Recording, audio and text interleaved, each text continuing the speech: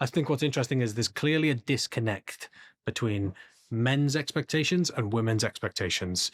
And there's a concept that I've heard a lot making these talks, and I've spoken a lot about, like, of the idea of hypergamy. So it's like, Yes. I think you can generally explain it as women, are supposedly they date kind of either horizontally or vertically, i.e., they date people who are equivalent to them in status, wealth, or above them, and men date horizontally or up in attractiveness.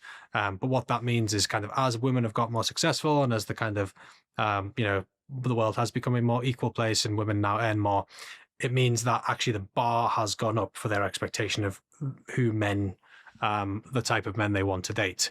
And, historically, when men had the resources, it would be a kind of simpler calculation where, like, men would be looking for young, attractive women, and women would be looking for basically older, wealthy men. And that was an easier balance.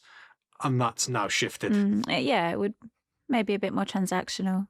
I mean, you could also say, listen, different people will have different opinions on this, but it's like also it can be as simple as, women are finally sort of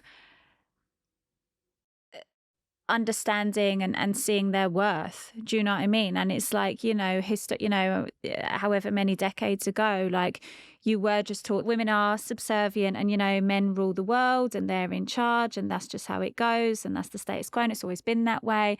And, you never really sort of had the resources to fight that or question it. And now, as you say, things are changing and, equality, we're still a million miles away from where we need to be. But the trajectory, the tide is slowly sort of shifting for some women in some parts of the world. And they're just actually not putting up with what their parents, grandparents had to just nod along with.